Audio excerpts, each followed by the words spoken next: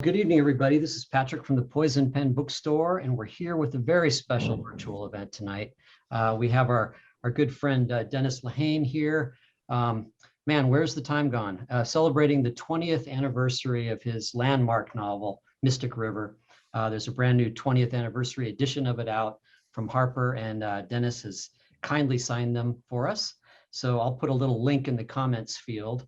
But then we decided to, kind of bring an upcoming new, relatively unknown writer in this evening to speak with Dennis. No, I'm just kidding. Gillian Flynn. It is a real treat to have her back here in this virtual format.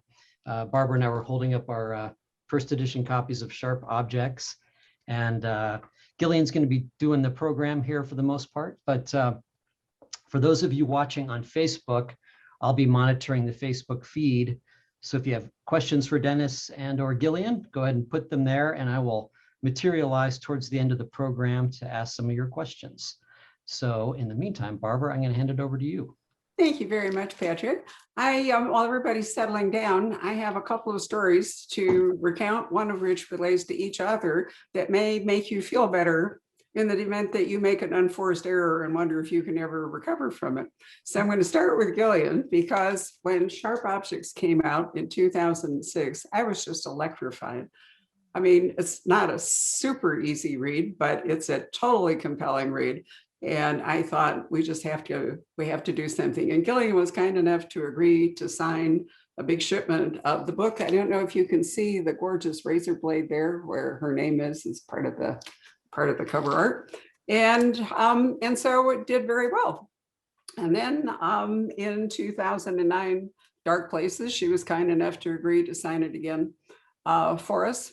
And for some reason, and the bookseller can never explain to you why this happens, it just didn't electrify the audience in the same way our audience as Sharp Objects do. I have no idea why. So here's my unforced error. When her publicist asked if we would like to do an event for Gone Girl, I turned it down.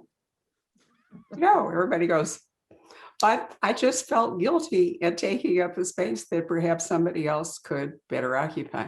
And Gillian was so kind, and her publicist called me back and she said, no, she remembers Sharp Objects and she really liked to come and do an event at the store. But by then I had kind of blown the supply chain because it was late. So we had employees, Gillian, running all over Phoenix retail for copies of your book in order to supplement our order. And I just looked and I realized that to this day, we actually sold more copies, autographed copies of Sharp Objects than we did Gone Girl. So here we go. Dennis is one of my favorite stories because this is Dennis's first book, A Drink Before the War. And it was published by Harcourt Brace. And let me think, I looked it up in 1994. And Harcourt Brace was more a literary publisher. And for some reason, Dennis, this thing sat on the shelf. And I convinced myself it was a war novel, possibly World War II, but more likely World War I. So the whole year went by. And finally, at the very end of it, when I read everything else on my shelf, I thought, all right, I'm gonna tackle this war novel. And oh Lord, I was completely electrified. I thought, but we were able to get a hold of Dennis, and he kindly agreed to sign copies from us. And of course, it was the first of the 5 Angie and Patrick series. In 2001, which is what we're here to talk about, came Mystic River. Yay. And I looked to see that Dennis was actually in the store autographing and speaking about Mystic River on February 7th, 2001. But before then, I wanted to do a little research for tonight. And so I looked up, and Publishers Weekly, which is one of the major trade journals for the book industry, did a wonderful review of Mystic River.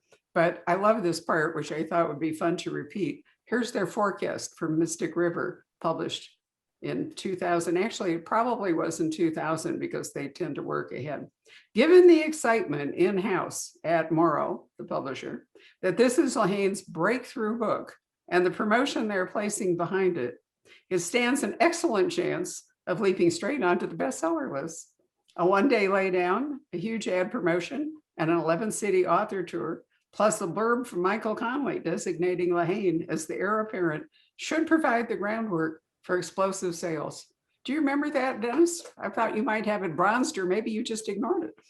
Oh, I just ignored it. No, I just ignored it. I was so sure. I mean, I was so sure everybody was wrong. I mean, they were talking about it in house, and everybody was saying, "Oh, it's going to be a hit." And I was like, "This book's going to sell 12 copies." I mean, it's this dark book in which everybody loses, you know. And I mean, I just didn't. I just thought no. And then when it came out, and at first it didn't. Like for the first couple, I think in the back of my head, my lizard brain started to believe the hype, but then it came out and there was just no, at first there was just no noise. And I thought, oh, and then all of a sudden I was in the bookstore in Dallas, and a woman at the information desk in the bookstore picked up the phone and held it for me. And I knew, that's how I knew.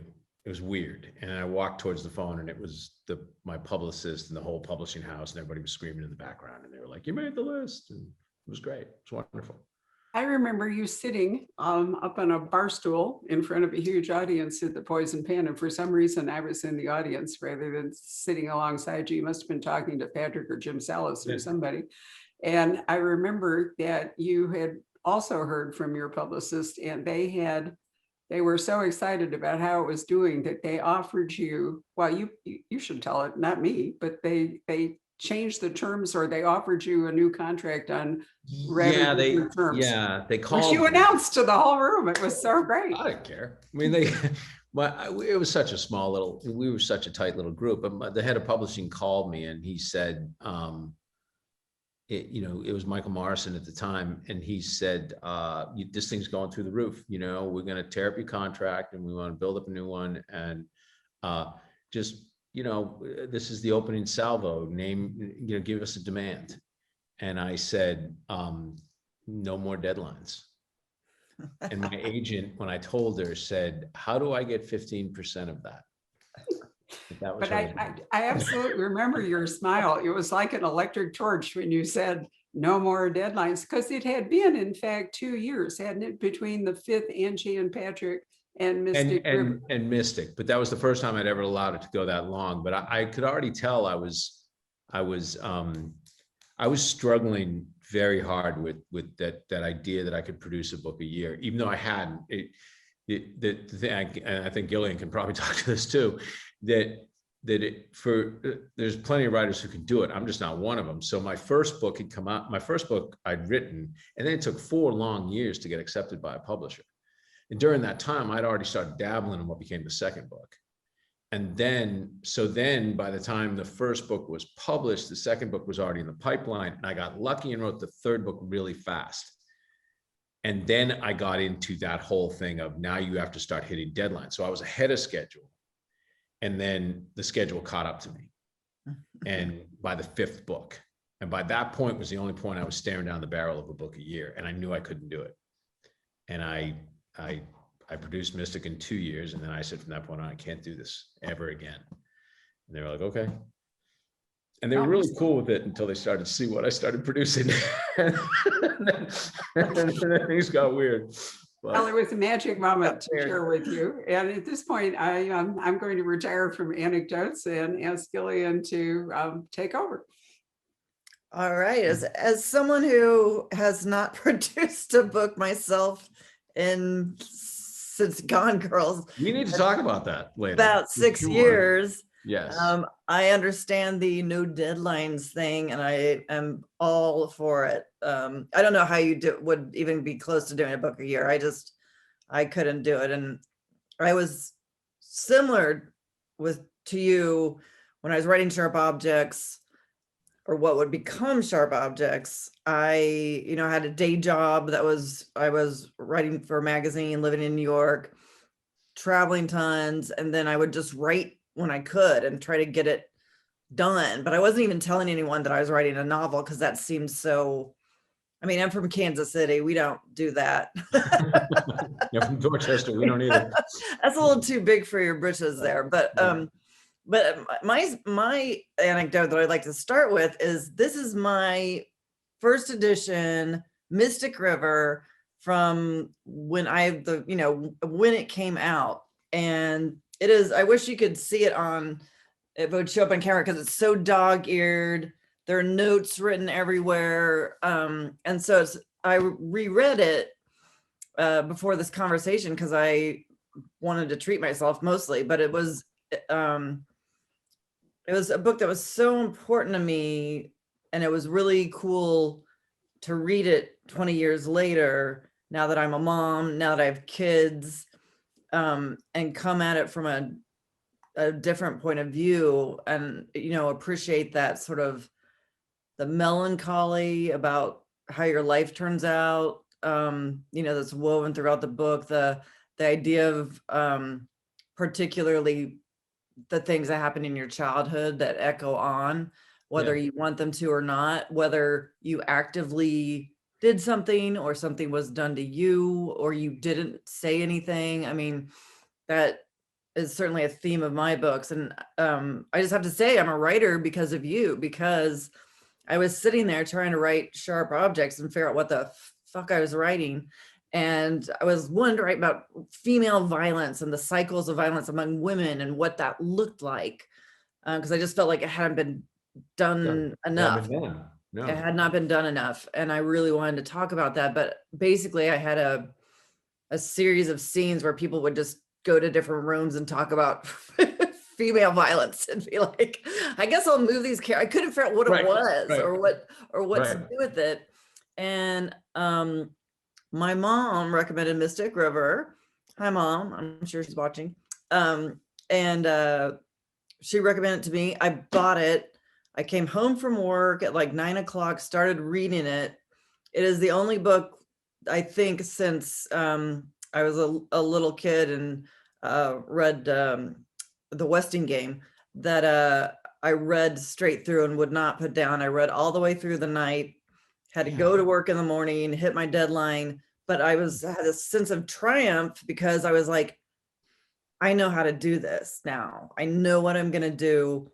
I'm going to take all these themes that I want to talk about that are serious subjects, but I'm going to trick people into reading my book because I'm going to make it a mystery. And the mystery is going to give it that engine to pull you through, and I can slip in all this other darker crap that I want to get into and still have the kind of chocolate coating treat of the mystery piece. And so I have to thank you for that, because I finally, you know, I didn't have an agent, I didn't have a publisher, I was just writing it on my own time. And it was because of Mystic River that I figured out what to do. So thank you.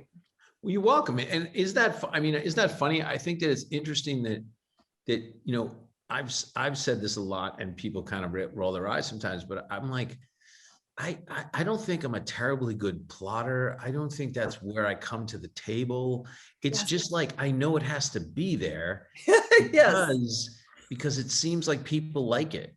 And so, and I know I like it when I watch TV and when I read something, you know, I like to have a sense that I'm in the hands of a good storyteller. But I always bring up, there's a scene in Clockers, which is one of my favorite scenes in literature. And it's just two guys sitting in the bowels of the housing department police, but like the housing department police office. I know. And they're just telling each other stories.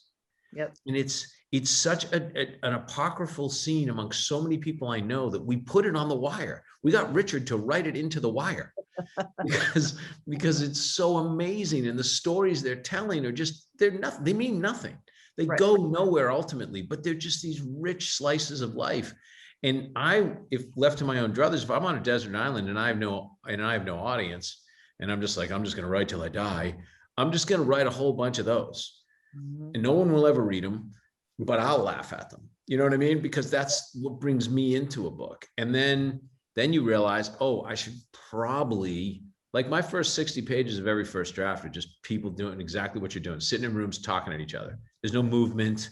There's no forward momentum. There's no anything. There's just sort of like, oh, we're just trying to figure out what the story is, you know? And then you go back and you start laying in pipe and laying in, you know, a skeleton to tell the story off of.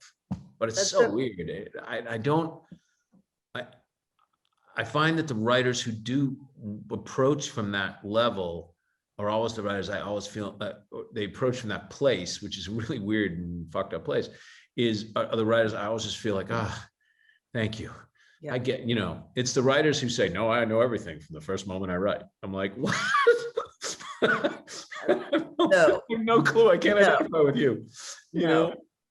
No, So, I feel the same way. I'm really bad at plot, and my books end up having to be well plotted because they're mysteries. But that's never what I'm really interested in the most. I never sit down and write A, B, C. This is all that's going to happen, and here's the end, and I'm just going to write my way through. I mean, I really start with characters or certain scenes, and then figure out what the mystery part is almost from that, which is so great, because then it comes out organically, then people can identify with it.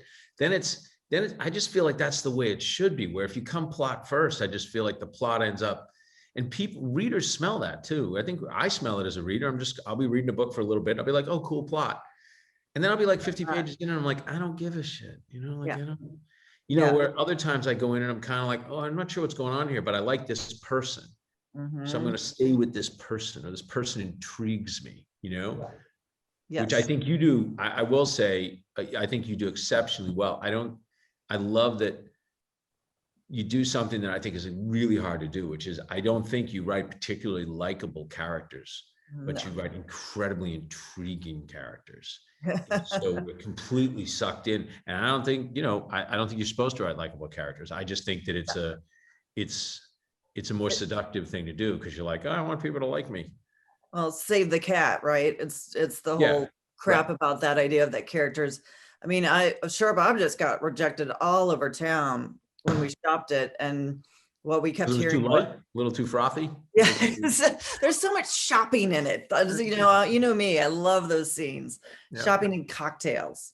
No, we kept hearing over and over again, men don't read books by women, and women don't read books about characters that they can't root for and that aren't going to give them a kind of a lesson at the end. And I was like, that's not true. It's just not true. I kept, saying over and over again. I was like, I really reject that theory. You have to if you make your characters interesting and you sort of explain where they came from, which is like why I love Mystic River so much, where it starts with the childhood. So where all these characters came from. And you could teach a master class in how to do literary, mysteries on this book, because when I was rereading it, within the first 30 pages, the history of these characters completely, their family life, the neighborhood and how it affects them, the grudges and the resentments and the pettiness and the deep love. And it's so like, you can smell this place. Like I had never at that point even been to Boston. And I was like, I know exactly what's happening. And may I read you just one paragraph of this book that I love so much, or I'll just read the audience. I won't read to you. The audience. But this was the moment when I was rereading, I was like, when do the savages come? When do the savages come? Because for me, there's this one paragraph that I remembered from 20 years before, where I was like, this is the most beautifully fucking written paragraph. And I know so much right now. And it's literally about supporting characters, but it's what we were talking about, that idea of just getting a sense of people and the rhythms of a place and how important that is. And so this is about the savages, which is one of the wives comes from this family. And I just love this. And I don't know if you can see, I have it all underlined still from way back when. Breaking my heart. Okay. Dog-eared. I really use Love my this. books. I use my books, but this is so great. So I have to read it.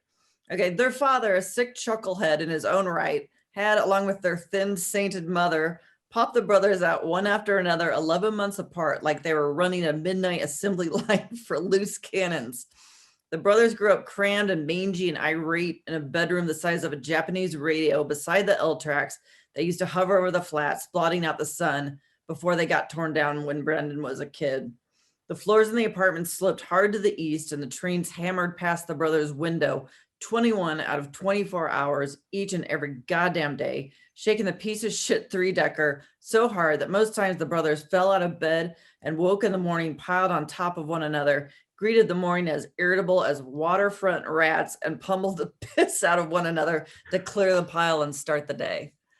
I mean, that's how you write. That's what makes other writers slobber with envy and And that's the writing, and that's just to say, thank you. And that's the writing I admired so much because it was the writing that spoke to me. So when it sounded like bar talk. It sounded like things I would hear in bars and the way people would riff. And so like, that's why I responded so heavily to Pete Dexter or, God's Pocket or Richard Price's The Wanderers, or, because it had that just slightly deranged embellishment.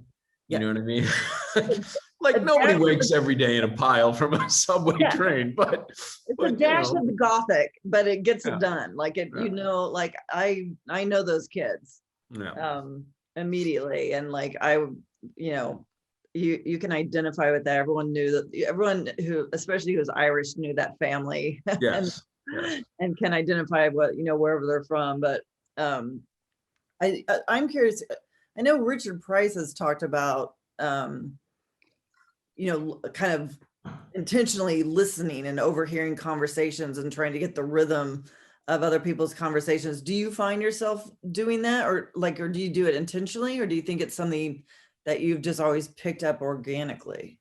I think because I just came from a place where people talked so interestingly, there was just a rhythm to it was like a street poetry, and everybody you ran into, people were so funny where I grew up. They were just so friggin' funny.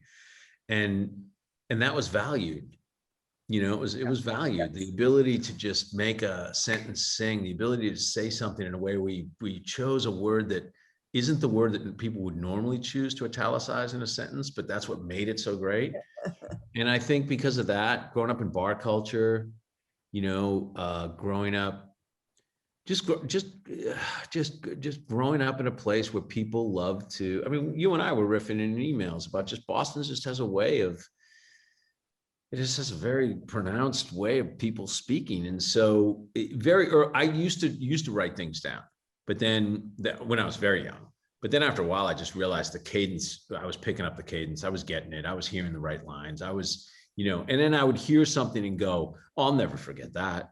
I mean, one of the things I always try to, I tell an anecdote, which is, it's a true story, to describe sort of the Boston, not Boston inner city, Dorchester, Everett, Malden, Charlestown, Southie, that I had this friend, and it's this weird master of understatement thing that happens.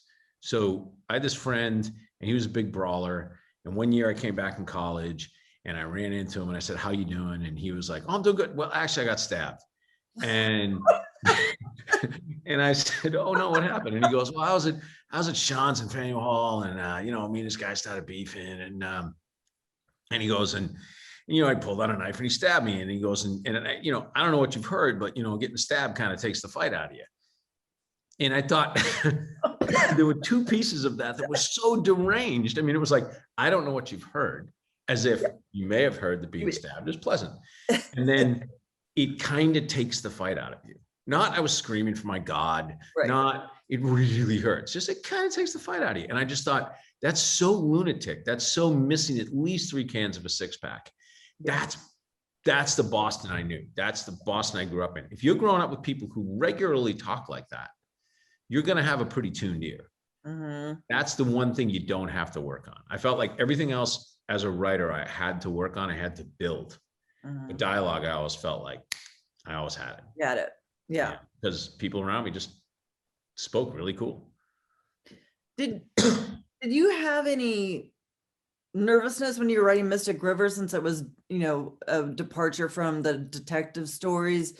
Did you have a sense that, I'm trying to do something a little different here? And was there any nervousness about that? Because I know when I wrote Gone Girl, I was just scared out of my mind most of the time. Yeah, and let me answer this, and then I want to pick up on something that came off that, because I have a question for you about Gone Girl, which is two things happened with Mystic River. One was, yeah, I was very nervous. I was very scared. I was like, what if this goes south, I'm in a lot of trouble, because I don't think I'm somebody who's going to be able to write a book in a series, a book a year. I can't. And I was holding up, the person I was always holding up for me was one of my favorite writers is James Lee Burke. And I was like, I can't write that well. I just can't. I just cannot. I cannot produce that exceptionally, deep fiction, insightful fiction, year in, year out, with the same character. And he's been doing it forever. I mean, and I just would look at it and just go, I'm sorry, that's not me. So I knew if I missed with Mystic River, I was kind of screwed. So there was a lot on me, but I remember saying, then if I'm going for broke. I'm making no concessions to genre. I'm making no concessions to commercial consideration. I'm making no concessions to readership. Nothing. I'm just going to tell the story that I've always wanted to tell about the world that I know that I come from, as honestly as I can, and see what happens. Let the chips fall where they may. So then it came out. And then I realized, oh, holy shit, I just wrote the book I always wanted to write. Like, I actually nailed it. Like, I'm not saying it's a great book or not. I'm not comparing it to, it's not the book Pete Dexter or Richard Price or Graham Greene my idols would have written. But for me, it was the pinnacle. It was as good as I could ever do. And then I was like, well, shit. Yeah. You know what I mean? I guess So I'm wondering, is that your 7-year? Is that why you've got a 7-year gap? I was wondering. I was thinking about that, because for me, I really froze for about 2 years. Yeah. I got lured, as I know you have, into screenwriting, and because I grew up loving movies as much as books. My mom taught reading. Me too. Yeah, my mom taught reading, and my dad was a film professor. And so that was the coin of the realm in our house, was movies. My dad and I would go to a movie every single week. I mean, I saw drastically inappropriate films at a very young age. I'm already doing it to my 8-year-old. It's so awesome. We have she's my little, she just wants to do what daddy wants to do. So every Saturday morning now, we watch the really scary movies. What have you been watching? Because when I was a kid, well, we went through, like, first when she was 7, we were like going through the Brendan Fraser mummies, and then she watches those nonstop. We've watched every shark movie in the world except Jaws, because I don't want her to be afraid of swimming. Oh my God, I'm the same way with my son. Same thing, and I keep telling him, like, someday we're gonna watch Jaws, but not yet. Like, not yet. I don't want to freak you out. And we it's too watch good. like Blue Sea. We own the Meg, which is like embarrassing. Like, you press and own that, but she's like, Daddy, why don't you watch this like a million times? So we've watched some really scary stuff. And then my oldest daughter just called me and she said, Daddy, because I'm out of town working, they're about to join me in New Orleans, but she's like, Daddy, I just watched It. And she's 11. And I'm like, you watched It? But at least it wasn't my fault. So I was like, she goes, yeah, and I watched It too. And Daddy, I wasn't all that scared. And I was like, and then finally my response was, then we're watching Alien. Right? As soon as you get my here, gosh, okay. We need to have a watch party, because those are the 2 movies I've been telling my son, like, he's 10, and it's like, we're gonna work up to Jaws and Alien, because I think it's really important, but it's also very scary. It's super important. I mean, so yeah, talk about coin of the realm. I noticed that's a beautiful way to put it. My youngest daughter, who's very much my little mini me, she adores me. We just have a wonderful relationship, but she sees things totally in terms of daddy loves movies. Yeah. So that's how I'm going to communicate with daddy. It's like, besides just, we'll communicate a million other ways, but her special way is, she told me once, Daddy, you know what my favorite movie is? And she'd seen it twice. And I was like, what? And she goes, Princess Bride. And I could see in her eyes, she was lying. You know what I mean? I could just see it. I was like, you're kind of lying here. I know you like Princess Bride, but it's not your favorite movie, but you think it's my favorite movie. Gotcha. And I was like, that's when I realized she wants to communicate through film. It's so exciting. It is so cool. So I remember seeing The Great Santini with my dad when I was like 10, and I was crying so hard, and Usher came and was like, we're gonna have to escort her out of the movie. She's upsetting too many people. I saw Alien when I looked it up when I was barely 7. And I remember my dad saying, well, you know, this is a really important director, Ridley Scott, and it has what's called a heroine, a female hero. So I think we That's why should I go want them to see it. see it. That's why I want my daughters to see it. Ripley, come on. All right, we're scheduling a watch party. Okay, that'd be great. That'd be great. All right. But Sorry. yeah, so It's you not know, I that's what I got lured into because I loved movie making so much. And my first experience with movie making was writing the screenplay for Gone Girl for right. David Fincher. And you can't do better than that. It's sort of like you with Mr. Griver. It's like, well, I guess I'll go farm now or do something quietly alone because I don't know what else I'm going to do. But then you got sucked down the path, right? You got into Utopia, you got into all of these other things. With Widows with Steve McQueen, and I couldn't keep my hands off Sharp Objects when it was at HBO and had to be you know, in the writer's room for that and writing episodes because that was kind of, you know, that's my life a little bit. I forgot you wrote Widows. I'm sorry. That's an amazing film. That is so underrated. Thank you. So underrated. I feel like I really love that movie, and I guess the good thing, it sounds like you're the same way, is it never bothers me how anything I do is received. I don't feed off that. For me, it's all about, did I write the book or did I write the screenplay that I wanted, that I was trying to do? Was I successful as a writer in doing And then it'll that? stand the test of time. It'll bubble up. It'll work its way out, you know? Then you just look at the stuff that we love. Like, look at the books. So many of the books I love were dangerous, in danger of being out of print in their own time, you know?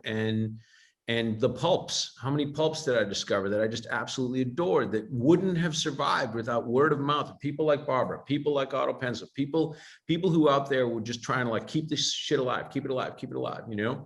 And I feel like, so to hold yourself to the standard of, you know, judging a book, whether it was commercially successful or not, I just feel like, or a film, you know, I always felt really proud of The Drop, both as a short story, then as a novel, then as a film, and it did not do well on any of those levels. But then it began to build and build and build, and I was used to that experience because Gone Baby Gone, the film, nobody saw it opening weekend, and then it just built. And then I found out the greatest thing I found out. Somebody told me recently, "Have you checked out Chris Rock's Twitter? He's a fanatic about The Drop." And I was like, I just won the Oscar. I win. I don't need anything else. Chris Rock loves The Drop. I'm great. Yeah, exactly. There's those moments when people that you really respect give you that nod, and you know, you're kind of like, okay, I feel good again. I remember Utopia I killed myself on Utopia. It took 6 years to get it made. It was at HBO with Fincher. It got dropped at the last minute. It was back over at Amazon, and it was just pure Missouri stubbornness that got it made. I was just like, this, I wrote this thing. I spent 3 years of my creative energy, and it's going to be made. And it was almost like a grudge match, you know, just like I'm not leaving this. And then it came out and it was like total flatline. But Stephen King tweeted that he loved it, and I was like, oh, I feel okay. I'm good. But what are you working on right now? I'm curious. I do a lot of work with HBO, and then I had this one project with them, and at the last second got all the way up the top of the ladder and they rejected it. But they were super sweet because I do a lot of work with them, and they let me take it out of HBO and I took it to Apple. And now Apple, we are in full production. We start shooting in 2.5 weeks. We're in full production in New Orleans. We have cast, it's amazing. And it's a true story. It's based on a book. It'll probably end up being reissued with big flash and in stores like, you know, all across the country, but I think specialized in stores like Poison Pen. But it's based on a book called In with the Devil. And it's the story of a guy named Jimmy Keene, who was a suburban drug dealer in Chicago, and he got busted. He was also a cop's son and a very much an all-American, you know, beloved, you know, boy of his town.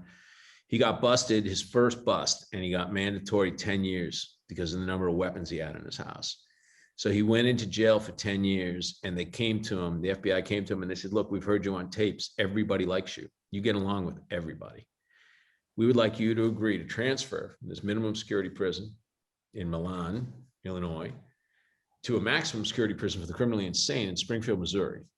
And we would like you to befriend a guy we suspect has killed over 20 people. And we want you to find out where he buried the bodies. No bodies, no release. If you do it, we'll commute your entire sentence. If you fuck up in any way, if you get in a fight, you get time tacked on your sentence, this guy turns out to be a serial confessor, not a serial killer, any of that, you're stuck doing your time in Springfield. And that's the story. In Springfield too. Yeah. In a mental hospital. A sort of pseudo mental. It's a really, Yeah. it's a weird place. So, and that's it. So that's our 6-episode limited series for Apple. And so what era was that? Like what That was in the decade? 1990s. Okay. And we have Taron Egerton starring, the guy who was in, played Elton John. Sure. And Paul Walter Hauser plays the suspected serial killer. He played Richard Jewell. Mhm. And my big one, I had to fight for him and fight for him and fight for him. And I finally got him. I got Ray Liotta to play the main character's father, who he had a really special relationship with. And I fought Apple so hard for that casting. That is amazing. I love that. And we, oh gosh, what was that movie Ray Liotta was in? And now I'm blanking. Ben Mendelsohn. I know you had to have seen it. With Killing Them Softly, which was Killing Them Softly, which was also and Brad Pitt. And But Brad Pitt. And Brad Pitt. But I kind of worship that movie, and like Ray Liotta, like that. I think that fight scene in that is one of the most dark, vicious, Brutal. realistic, Yeah. hurtful. I mean, so much more interesting because everyone's struggling and having a hard time. Actually, I mean, it feels like an actual fist fight. It feels like an actual fight. Yeah, I love it. So, I love him. Yeah. So Greg Kinnear, we got Greg Kinnear, we got Nice. it's just an amazing cast, and we start shooting in just a few weeks. So it's been nuts because I've run TV shows, including 2 Stephen King TV shows, but I ran them only from a textual point. I never went to set, but now Okay. I'm running this soup to nuts, and it's eye opening. It's insane. Get ready to be a ghost in your own house because you will never see anyone again except for I know, but it's but you'll be like it's in a way it's like novel writing because you are in charge of everything. That's when I did Utopia. It's like you're in charge of the costumes, you're in charge of the set, you're in charge of you're creating the world. But I like that. I do But too. I gotta say, so let's talk about this because I'm fascinated by this. I think this is very interesting because I know this is the question on a lot of people's minds. So you have a child. And so when you said you have a child, you have one child or two? Two children. I have 2 children too. Yeah. I have a 10-year-old boy and a 6-year-old girl. Okay, great. I have an 11-year-old girl and a 9-year-old girl. Yeah. So do you notice that one of the things I try to explain to people is one of the most attractive things to me about writing for TV and writing for film is it allows myself to have way more time with my daughters. And I'm not talking about just physical time. I'm talking about being present time. Mhm. Because I think a novel demands so much more of you mentally. I'm not saying than running a TV show. I'm saying than writing a script or writing a teleplay. Yes, I would totally agree. Because there's so many other pieces to it. Mhm. Whereas writing a script or, you're writing kind of a template. You're saying, oh, this is what we think happens. Mhm. But when you're writing a novel, you're writing a symphony. You're writing every single freaking piece of note, and it requires so much more diligence, mental diligence. Yeah. That if I were to say, start a novel in the morning, this is me, I don't know, but I'm saying particularly, I'm only me, so I can only speak about me. But if I'm writing a novel and I were to write like 3 lines of a chapter, and then my daughters would come in and say, Daddy, you're supposed to drive us to school, I'm done. Those 3 lines are my output for the day. I'm screwed. If I'm writing a script, it's like interior, ballroom day. Hey, daddy, can you drive us to school? Sure. Drive to school, get a cup of coffee, I come back. Character enters. Like there's no problem. I can stay outside of it. Yeah, I would totally agree with that. There is something where it's the blocks of scenes that enable you to parcel out your time in a different way. And a novel, does become, I have a little sign on my desk here that says leave the crazy downstairs, to remind me that when I'm writing a novel, I usually need to take about 15 minutes after I'm done for the day to decompress, so I don't bring all that toxicity, because I'm usually writing dark stuff. So I don't bring that upstairs with me, so I can sort of switch to mom mode. So I'll seriously, my go-to thing is I watch I watch Donald O'Connor and Gene Kelly do Moses Supposes from Singing in the Rain, because it always makes me really happy. And then I can kind of like, okay, I'm shrugging off the stuff, but I'm back in novel writing mode right now, and I'm actually really happy about it. I didn't get any work done last year because we were homeschooling. Yeah. The kids were just home, and I gave up. I was just like, I'm just going to focus on the kids. That's cool. I'm lucky to be able to do it. But I'm not going to try to get anything done, but daydreaming about this novel. So you're novel writing again? I'm back to novel writing. And how close are you? Not very. Did my publisher send you? No, I'm just fucking with you, because this is what people always do to me. So I'm just, it's like, I get to turn the table. It's great. Yes, I very rarely, I have a Twitter account just every once in a while to bitch about Missouri politics and other things. But I have found that if I post anything, whatever it's about, most of the replies are, when's your next book? When's your next book? When's your next book? And then I get, we don't care about your political stance. When's your next book? Yeah. When's the next stop trying to control the world and get back to writing? That's great. Do you think this might be a moment when we should call Patrick up to see if we have questions from the audience? Whatever. Yeah, absolutely. That sounds good. Come back, Patrick. Maybe he's out. No, there he is. There he is. Such a great conversation. God, there's people from all over the world watching, which is really cool.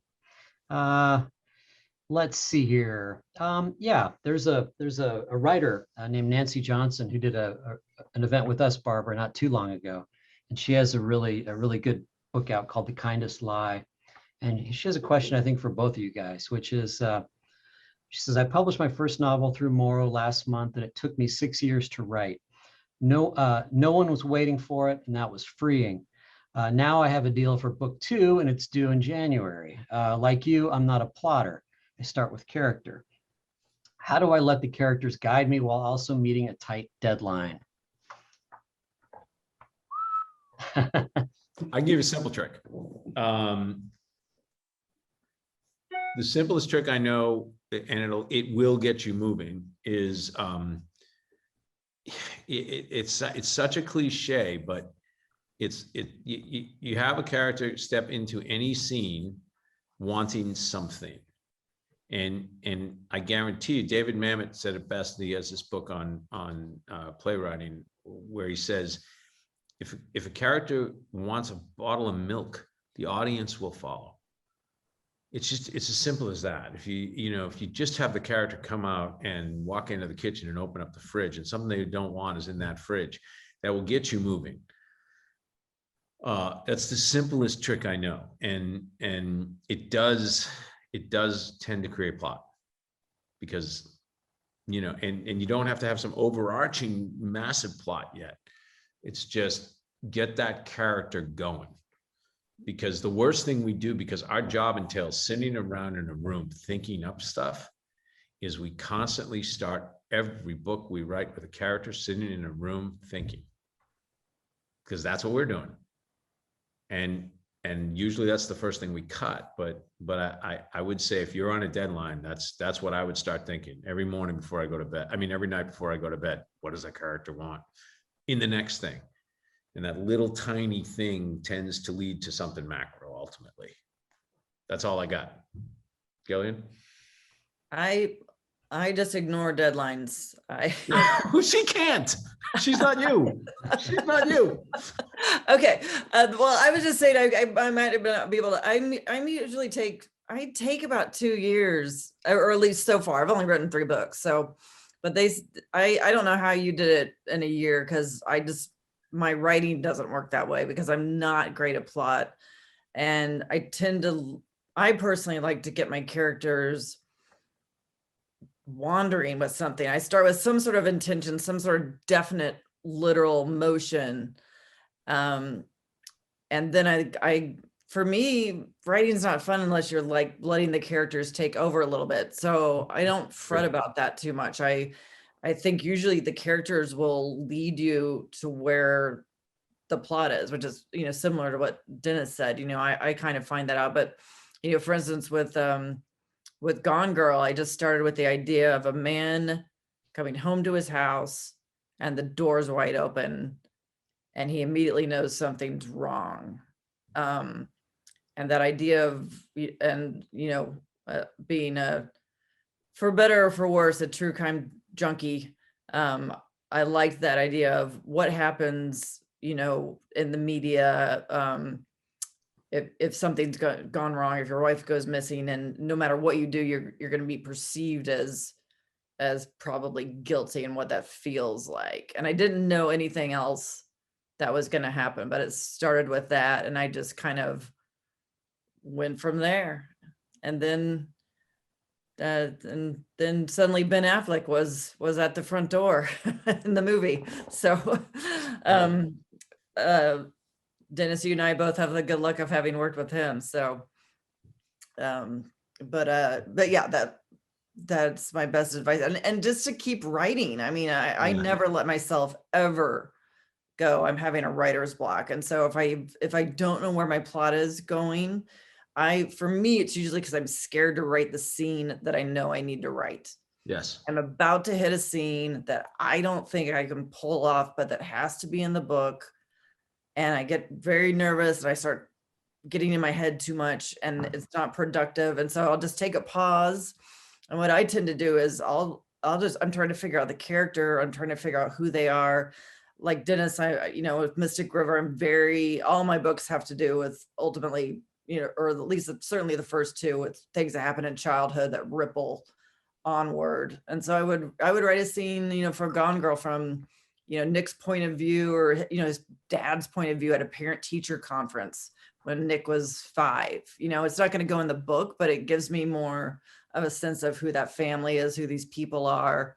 And for me, that's really helpful. I usually don't let it go in the book, but this cool girl speech, which people quote a lot from Gone Girl, was a pure writing exercise to try to write a screed from Amy's point of view.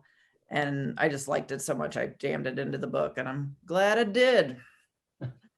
The other thing I think is important to say is just back up with something Gillian said, which is you just got to write. Like, you got to find a way.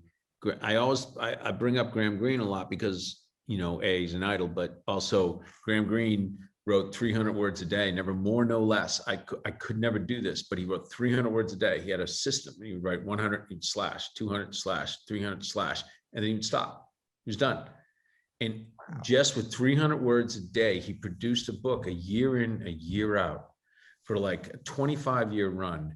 And he was meanwhile having affairs with women all over the place and dismantling governments as a member of British espionage. So it's, if Graham can do it, we all can do it, because he had a lot more on his plate.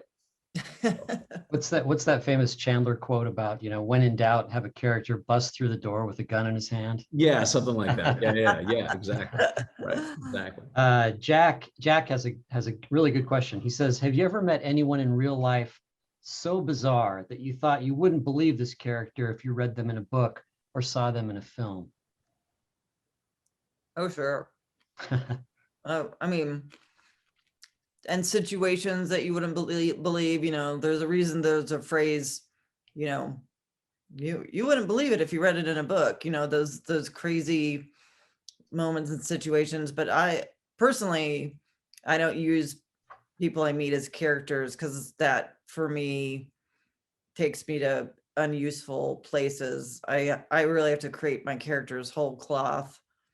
Because I can tell when I start using the tics of someone I know or using the too much of a human, I'm usually just being lazy. I get hemmed in by facts. I get hemmed in by what really happened as opposed to what should happen. That's why I don't write about people I really know. I've occasionally come across somebody who's absolutely nuts where I was just like, oh, I got to do something. I got to take something from that person. And I have over time, you know, taken things from people I met who just stuck out for just being so whacked, you know what I mean? Just so out of their minds. And yet functioning. Yeah. Let's see here. Well, I have a number of people. Let's see here. Wait a minute. Okay, Michelle asks, does either of you ever sacrifice hard to read scenes because they're gratuitous but lend themselves to the story? I'm a little confused. Yeah, Yeah. Yeah, I'm a little confused on that one. Let me see. Sacrifice hard to read scenes because they are gratuitous but lend themselves to the story. I guess I'm missing the last part. If they lend themselves to the story, I keep them in and I don't feel like Yeah, they're that's not gratuitous. gratuitous. Yeah. I wonder what she's trying to ask here. Yeah, maybe she could rephrase, and we'd love to. If Yeah. she could you give her a little? Rephrase that if you would. Dennis, there are a couple of questions in here about Shutter Island, which I really love too, and I remember very well when that book first came out. Yeah. Can you talk just for a minute or two about what inspired that book? It was a very different, you know, I remember at the time, it was quite a departure for you. And I think that's why it's what Gillian and I were talking about earlier, which is that I felt so much weight on me at that point because I'd written the book I always wanted to write. So it was like with Mystic River, and I was like, okay, now what do I do? And then the book I tried to do as a follow-up collapsed on me, and then I started to feel like, oh, after having I was toured for Mystic River forever. It felt like it never ended. It was like, and it was don't get me wrong, I'm not complaining about a success, but it was a little bewildering. And I bet Gillian can speak to this. You don't never expect a big success. You expect success, you know, that'd be great, awesome. But a big success can really take your breath away. And so I was kind of in a weird place, and then I had a book collapse on me, and suddenly I was very aware of a readership, which I'd never been aware of before, and I just said, well, I just got to do something different. And I had a moment, and I came home. I was under this. There was just this ton of stress going on in my personal life, and I came home, and I had been left. I'd just left a sort of last rites for somebody in my life, and I came home, and there was a message. This was back in the message days, and there was a message from my sister saying, "Mom's sick. She's in the hospital," and it was like at midnight. And I couldn't call anybody. I couldn't find. I had to write it out. So I sat down and sort of chill out in a chair, and I fell asleep. And I woke up 2 hours later, and I went to the bar and I scribbled something, the kitchen island, if you will. And then I went to bed. And then I woke up the next morning. First thing I did, I called my sister, found out my mother was fine. And I was setting to go visit her. And I went downstairs and I looked at the bar, and there were all the major plot points of Shutter Island, including all of the anagrams. Wow. And I'm not mathematical. So I was like, who wrote this? Like, I was just staring at it like, what the hell? And I think it was some sort of stress thing. Something caused by all the stress caused some sort of fissure. And I had been fooling with an idea. I wanted to have a hurricane on an island. And I wanted to think about this time that my uncle had taken me to an old mental institution on an island and told me all stories about ghosts, and then left me and abandoned me just to screw with me, because Bostonians were funny, and all of that was in play, but I didn't have a plot. And then I looked at it and I had a plot, and then that was it. It was all there. And I just followed that line. Wow. And I wrote the book. So That's very pretty cool. extraordinary. It was Wow. nuts. It was nuts. I'm like, thanks, wherever that came from. Thanks. So, Automatic writing almost, it sounds like. well, and I know the influences of Shutter Island. I mean, I think that it's very clear that it was heavily influenced by the Brontes, and it was influenced by the 1973 version of The Wicker Man, and it was influenced by, Invasion of the Body Snatchers, and there's things in there that I can tell you, but that night, wherever I got all these sort of weird plot points and these anagrams, that was bizarre. Michelle has come back with a newly formulated question. I think she's a writer, and she says that, I wrote a scene of a child abduction by a killer out on early parole, and she says her beta readers were not able to get past it. What do you think? Get new beta readers? Was it gratuitous? Yeah, really. I mean, that's the question I guess you'd have to answer that I can't answer. But I'd say that's the question, because you use the word gratuitous. So then you're clearly worried about it. Was the scene gratuitous? If you can answer no, then screw your beta readers. That's my feeling. But okay. I personally, I have an incredibly tiny group of people that I would show a book to before I'm publishing it. I mean, incredibly small, like 3 people, and I never show them anything until the book is done and I feel good about it. And then I'm wanting to make sure what I'm tweaking, and does this make sense, and am I boring you, and that sort of stuff. But I keep it really close because I want to write the book that I want to write. And I personally feel like too many voices when you are struggling with a book is very dangerous. Very dangerous. I agree. I always use the line, I want to write the book that I want to read. Yeah. And if I can hold to that line, and I have pretty good taste as a reader, I think that I can take credit for. That doesn't say I'm a great writer. It says I have really good taste as a reader. Well, then shit, if it's okay with me as a reader, well, I'm okay. It might not be great, but it'll be good. Yeah. I'd like to go back to something you guys were talking about way early on in this discussion. You were talking about likable characters, and it seems to me that likable is not critical, but characters you can care about, whether they're flawed, whether no matter who they are, if you can care about them, they don't have to be likable in order to make a book work. And Gillian, I think, this trust no one genre that has, followed on from Gone Girl and blossomed up to like take over the world. Oftentimes it's hard and it's difficult in many of them to find anybody to care about, because in order to take the trust thing, to the edges that you might want to go, you wind up with a whole book of people that you just don't care about. And I find myself unable to read books like that. And so very often what I do is read part of it, and then I look up to see what the big reveal is at the end, because I don't want to waste my time on the middle. I mean, I have to read. There's a compliment for Gillian in here coming, right? So book triage is part of my life. It really is. But it just seems to me that, that's a real danger of the trust no one genre, is that you can end up with a cast of people that you just can't, there's no one to care about. I mean, Sharp Objects was a difficult book, right? You talked about whether I liked it, and and it was because I cared about what happened to her, even if I didn't necessarily like her. Yeah. I wanted to follow her, and that was the impact of the book. And certainly in Mystic River, Dennis, you can't love everybody in it, but you really care about what happened. So I think the issue is, can you identify with them? Maybe that's it. If you can lock in, I find the only time I check out of anything as a writer, as a reader or as a viewer, is I'm like, I don't get their jam, man. I can't lock into what they want at all.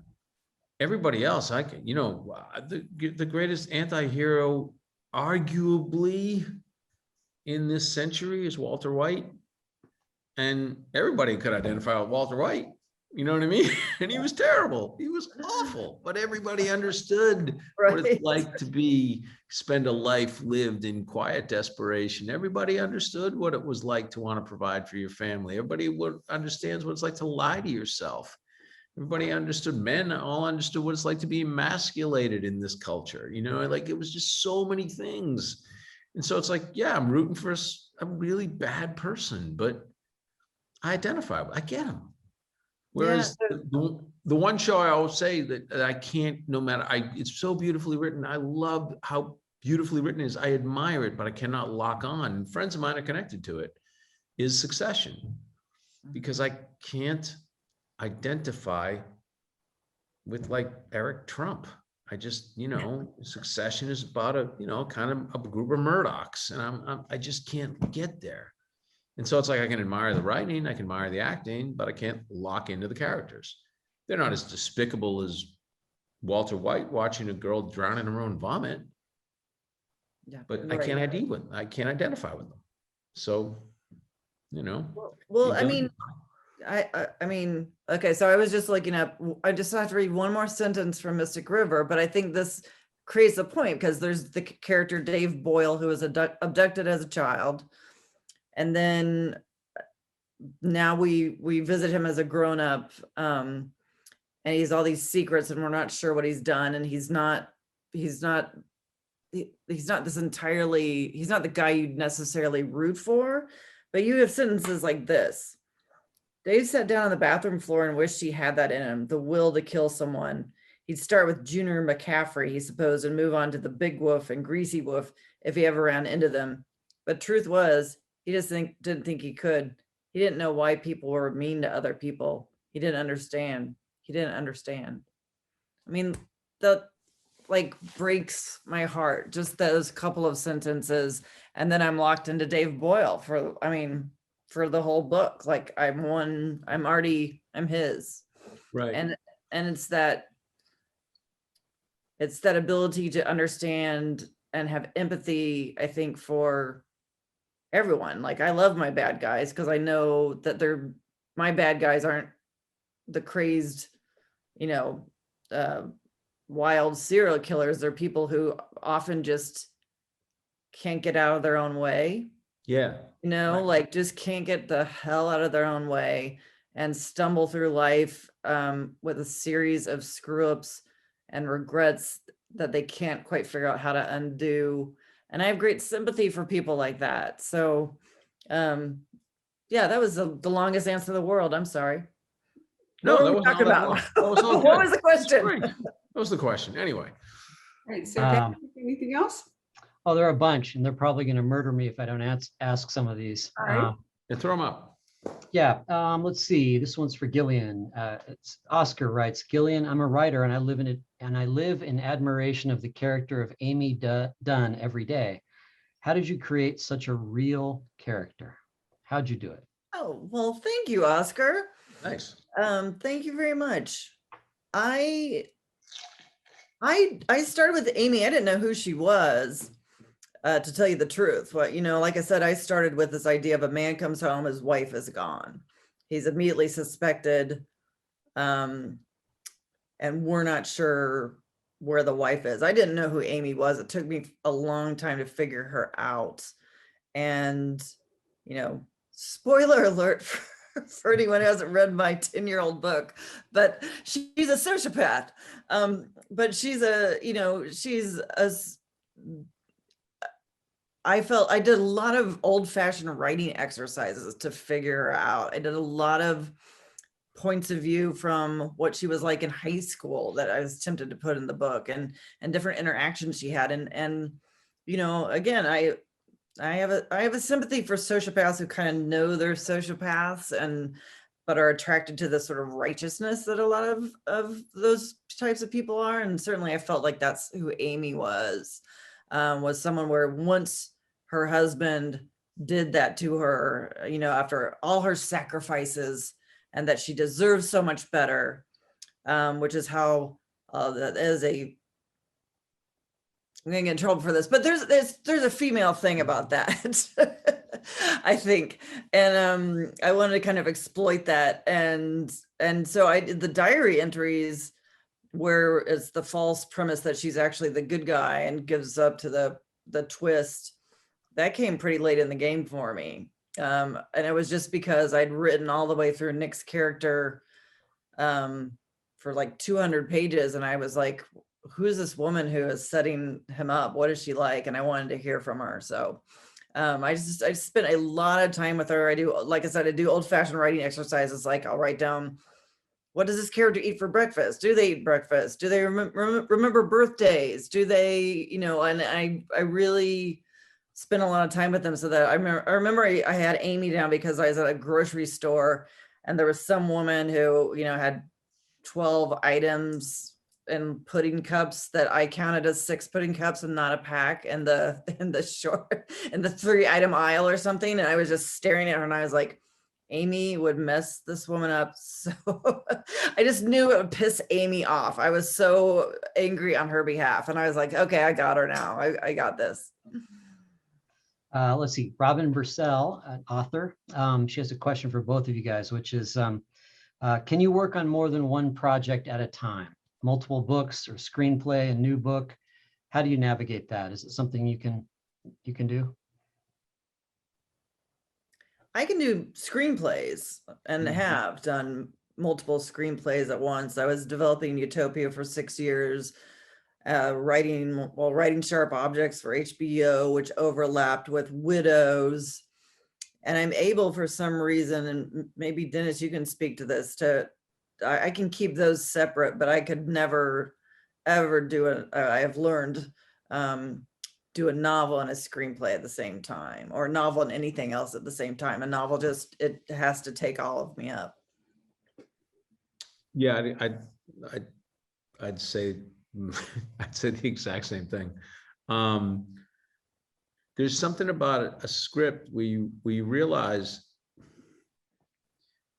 you know, a script's going to get broken. It's going to be taken out of your hands. Things are going to happen to it. Even if you're in control, you're still going to hand it over to 140 other people to interpret, which, you know, when I was writing the TV show, Mr. Mercedes, I remember at one point rewriting 8 scripts because we were in production. And I wrote 8 scripts in variations under extremely high pressure. Each of them somewhere in the neighborhood of 3 times. So I was like, I rewrote 24 scripts in about 6 weeks. It just not like, oh, not like the way you write a book, rewrite a book, you rewrite it and put it. It was just like, oh, I'd rewrite this and then I'd move over to this and then I'd deal with this episode. And then I'd come back to this episode. Production would have a problem with this. Somebody else would have a problem with this. The lead actor would have a problem with this. And you just moving and moving and moving and moving. And suddenly I was never precious about a script again. I'm very precious about my books. Yes. You don't touch my books after a certain, you know, I deal with my editor only. That was always the artiste part of me. I would only work with my editor. I wouldn't take my agent commenting on my book. I'd be like, oh, well, thanks.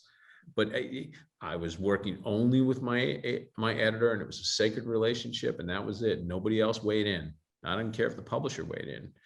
So I can't be that way with a script. So it's just, you just have a different, you know, Richard Price had a great line. Nobody puts a script on a shelf. When you write a book, you put it on the shelf, you look at it, and it's your book. You live it. Yeah. You live it, and it's yours now. It's a finite thing. You created it. A script is not a finite thing until the final film is released, and then it's the director's anyway, or the final TV show is released, and then it's 120 other people's. So it's just a different, you just have a different pride of ownership. I think a book is way harder, and I think a book has way bigger pride of ownership. Agree. I do believe that. Yeah. Alex Aya is 17 years old and is an aspiring writer. Wants to know if you both have some words of inspiration or wisdom for him. And then specifically for Dennis, he says, I hope this isn't too much of a spoiler. He says, is there anyone or anything that influenced the ending for Teddy Daniels It broke my heart, by the way. That doesn't totally, yeah, no, it doesn't. Okay, why don't you go, you answer your part and then I'll answer my 2 part. You know, I wanted to be a writer since I was a kid, and read. I mean, read and figure out who those authors are and who those voices are that you are attracted to, because that's how you develop. I never feel good about someone who says they want to be a writer, but that they don't read a lot. I never quite understand that. And I think that, you know, you have to read a lot and develop your own voice and trust your own voice. And, you know, so you're reading good people, but you're not copying them, you know, because I think what breaks through is the stuff that feels like it comes from only a specific person's brain. Like I will read every single thing that Joyce Carol Oates writes, because it is so unique and it could only come from her, and I will stay in that brain, you know, forever. So, you know, I'd say that. And I'll jump off that one thing off of that to say that please understand that you, I'm sorry, what was the gentleman's name? Alexia. Alexia, you understand that there's one thing you bring to the table that not a single human being in the history of civilization, in the history of the world can bring, and that is you. There is literally nobody else who is you. So always know that you are the ultimate wild card in your own journey. So I would say that. Then I would say, as for advice, yes, read and write. You have to write. Once you begin this, you have to start working the muscle, because it takes 10 years. I do believe in the 10-year rule. I don't ever question it. It takes 10 years to feel like you really know you're doing this, how to do this. So I would say read and write, and also take in all the other stuff too, like watch movies, watch TV, good stuff. Don't watch the bad stuff. Listen to music. If you're into architecture, if you're into art, if you're into music, if you're into whatever it is, it all flows together. It's all part of the same family. And you will start to make connections you don't know how you're making, based on a continual exposure to art, in my opinion. As for, what was the question about, Teddy? It was just about, and by the way, Alexia, I made a mistake. It's a girl. Not that that makes any difference to your answer. Doesn't make any difference at all. Yeah. Maybe. Yep. But I think I might have said he. So sorry, Alexia. Sorry. Is there anyone or anything that influenced the ending for Teddy Daniels? Oh, yeah, it was, I think, this idea of an unreliable narrator. I don't think that's blowing too much. I wanted to tell a story about some level of delusion. I wanted to tell, you know, I feel like, that, you know, we make up our own prison bars. You know, people usually self-create their prisons, and I wanted to look at a story that was emblematic of that, if you will. And that's Teddy's journey. The hardest part about writing Teddy was I knew 100% from that day I wrote all those that night I wrote all those notes, I knew the ending. And it was a brutally hard book to write, because I would just constantly get up and go, oh, poor Teddy. And then I would write. He didn't know how it was going to end. You know, it sucks. You know, it's like, did Stephen King know how Jack Torrance was going to end at the end of The Shining? I mean, I don't know, but it's brutal when you know. It's not, when I wrote Mystic River, I didn't know for sure how it was all going to turn out. I knew a couple things, but I knew it wasn't probably going to end well because it's me, but I didn't know it was going to be like a straight trip to hell. You know, but with Shutter Island, I knew it was just going to end so badly. So I'd get up every day and I'd have, Teddy would have hope that day. He'd be like, I think today, he's like Gilligan, I think today I'm getting off the island, you know? And it's like, no, you're not, you know? So. Let's see. Well, I actually have a question for both of you, but probably Dennis first. Is James Salter kind of on your radar at all? Was he Oh, sure. I much love of an his work. Yeah, influence? yeah. Yeah. What brings him up? I don't know. I just kind of have gone through a real Salter phase, and it just says, I bet that's somebody Lehane would be into. Oh, no, I really Probably like his Gillian work. too. I dated a woman years ago who was really into him, and she turned me on to him. And I remember one summer just reading like, I don't know, 6 of his books. Yeah, Right. And he's a brilliant writer. absolutely. Let's see here. A question for Gillian. She says, let's see, I lost it again. He says, Camille is such a deeply well-written, damaged character. Where did you get her character and humanity? That's a tough question to answer. Yeah, I mean, again, I guess it goes back to just character creation. And I would say that that was my first book, and you write what you know. And I certainly didn't have all of her problems, but I did have, her loneliness and the sadness and depression. And, I was trying to figure out, again, how to talk about female violence that I wanted to. And so just figuring out why she hurt herself. And I didn't do I'm not giving anything away. She's a cutter, but then that's a big part of the story. But I didn't do any actual research on that disease at all. I kind of started it, and I didn't want to co-opt other people's stories or get that in my mind. So, but I certainly have a self-damaging, self-destroying fondness of the idea of oblivion that she shares. Oh, we're Irish. You're Irish. Exactly. I mean, come on. You come out of the womb and they hand it to you with a Budweiser. I could have just said that. Yeah. I'm Irish, so yeah. So I tapped into that quite a bit, and and again, as with being inspired by Mystic River, I explored what her childhood had been like. So we do a lot of flashbacks to her childhood, because for me, I think you can kind of forgive a person a lot if you understand where they came from and how they grew up. Yeah, I mean, who wants to read about like well-adjusted people, making good choices and stuff, Who are those Apparently people? a lot of women Yeah. do. That's what I was told. Is that right? Maybe since I guess, Barbara, should I, maybe one more question, or everybody seems to be having a great time. This is, there's some good names. Right. Patrick, it Yeah. appears that Facebook has actually cut us off. What?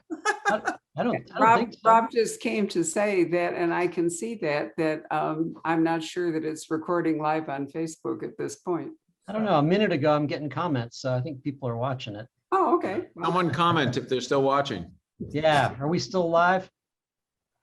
But anyway, even if not, so nobody will hear this answer possibly, but it's being recorded, so- we have some great first names. Uziel, who lives in Jalisco. To Gillian, what was your inspiration for the couple dynamics in Gone Girl? That was my marriage. Just kidding. That's what everyone assumes, that that I take things from my own life. But I did write it at the time when I was getting married. And so, being a novelist and being Irish, I was doing a lot of navel gazing about what marriage means, and what commitment means, and why and how, and it's a lot of overthinking. And so I was really what I wanted to explore at that point was gender dynamics within a marriage. And so I liked that idea of having two characters who were both storytellers, who were both very insistent on their version being right, and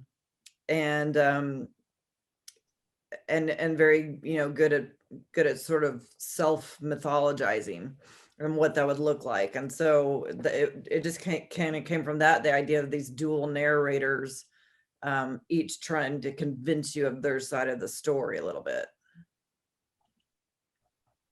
And I'm getting just flooded with people saying, we can still see you. We're still here. Okay. Let's see. Victor is coming in with a question here that he says, before starting a novel for good, I guess, do you struggle with different ideas, not knowing which one will work or which one will stick? Do you ever write yourself into a corner and bail out? Dennis, you should talk about, I'm interested in hearing about the book that fell in on you. Yeah. If that's not too painful. No, it's all fine. I think that you do this all the time. I think that one of the benefits of having done this enough as a writer is you start to smell them out earlier. But God, that's part of the process is, this is the greatest idea in the entire world. It's the most awesome idea. And then all of a sudden, 2 months later, you're like, this idea sucks. And one of the things I used to say to my students is when I taught was, one of these days in your life, you're going to come up with an idea and it's going to be the greatest idea in the world. And you're going to say, I can't believe nobody ever thought of this idea. And here's the answer to that. Yes, they did. And then they tried to execute it. And it fell apart. I'm going to quote Mamet again. David Mamet has a great line. The problem of the second act is the problem of the first act. And what that means is when you're in the middle of a book, you start to realize all the problems you had with your original conception, your original idea. That's why middles are the hardest part of a book. Am I right? Gillian, you back me up on this? Middles are hell, because all of a sudden you had that wonderful first 100 pages of falling in love, and it's just like infatuation. This is the greatest thing. And you're like, this is awesome. I love every bit of it. And then all of a sudden you're like the 100 to 200. You're like, you suck. How could you do this to me? How could you betray me like this? Nothing works. This idea is terrible. This happens all the time. And you just got to gut it out, and you got to figure out where you went wrong. I only block. I've never experienced writer's block per se. I have blocked. And what it always is it's my internal subconscious saying, you fucked up. Don't go any further. Figure this out. I'll freeze because some part of me says, you can't take this any further until you find out where you took the wrong step. And then I got to go back and back and back. So that happens all the time. That's fun. But then the worst thing of a collapse book, and again, this has only happened to me once, is it's the moment where you realize, no, you really can't save this. And you got to cut it loose. And every instinct, if you're a novelist and you've trained and you've really trained, that is the hardest thing to do because it goes against every single thing that it takes to be a novelist. The whole point of a novel is it's a marathon, and you have to be able to get through, say, mile 18 to 22. You have to. And that's when it sucks, and that's when it's awful. And that's when you're filled with fear and insecurity. And every now and then, and it's only happening once, you have to go, there's a reason for it, because the book doesn't work. It just doesn't work. And it sucks. And I've now looked back at that book, and it took me 10 years to look back and finally actually see why it doesn't work. But I didn't know then. I just subconsciously knew I couldn't finish it. I couldn't get anywhere with it. So if you can find anything else, and I'm gonna check, Gillian, I would like you to tell me if you believe this or not. If you can find anything else to do that you're better at, that's easier, that can make you money, go do it. Because this is really, really, really, really hard unless you love it. And then it's awesome. Yeah. And only then sometimes. And only then sometimes, but yes. But I say, yeah, I mean, I always say like writing's a grind. Like it's sometimes the muse doesn't come down and settle on you and guide your path, and it's just not true. And I think getting rid of that idea is the most useful thing anyone who's writing and wanting to write can do, is boot out the idea of anything magical about it. I mean, you'll get there at some point and where you're just rolling and you're so happy and you're just like, you just got it. But there are other times where it's like any other job, and it's just you just got to be stubborn about it and grind it. And I was a journalist for 10 years with a day job while I wrote my first 2 books. And so I learned pretty early to be savage with cuts, just like, this isn't good enough. This has to be better. And I think that really helped me. Well, the technology is kind of failing me here because I've lost connection with these last questions. So I apologize, people. I just can't see them anymore for some weird reason. But Well, I Well, think whenever Dennis and I, whoever writes our next book first, we'll get back together again. yeah, that would be Yes. wonderful. Sounds great. Actually, it's really been a completely fascinating discussion. It will become a podcast as soon as Rob has time to sit down and do that. We're getting close to almost 100,000 downloads for podcasts out of these events. Oh, that's It's been great. really Oh, that's interesting. wonderful. It's like, the audiobook thing. So anyway, it will become one. And I think an hour and a half is probably testing your patience and Well, this maybe was, the no, audience. but I would say that it's also just really nice to remember in this craziness that there's this community of book lovers out there, and it's a good feeling. So, if we were all spoiled and it was pre-COVID, and we might be like, oh yeah, an hour and a half, but no, this was great. This was a nice treat. So thank you all, everybody who was out there. Thank you all so much. it's really great too. I just wanted to say that, a whole new group of readers are finding their way. I was seeing this in the comments, a new group of readers are constantly finding Mystic River and Shutter Island and Gillian's work. I had a lot of people who had just read Gone Girl, so it's really cool. It is indeed. The pandemic has given people more time to think, to read. We've noticed that the books that have sold, more people are reading War and Peace than you can imagine.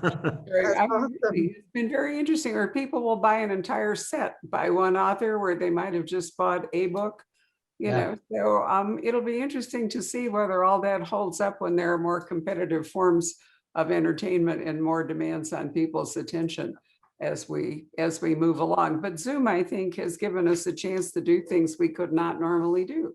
You're in New Orleans, Gillian's in Chicago, Patrick's upstairs at the Poison Pen, and I'm at home hiding from my dog and my husband. We couldn't have done that before in an easy way. So I'm hoping going forward that we'll get to keep the good things about Zoom, but we'll be able to enjoy the actual energy of people and live audiences in the Conversations often take an interesting, direction that we might not take in person. So that's kind of cool. Yeah. And it's a very international audience. Patrick hasn't told you, but we actually did an event not long ago with an Icelandic author that Karen Slaughter wanted to do something with. And out of the so far almost 10,000 people that have watched it, I don't think 10% of them live in the United States. That's great. Someone on Facebook just said, hey, it's 3 o'clock. Someone Yeah. just said, hey, it's 3 a.m. I got to go to bed, guys.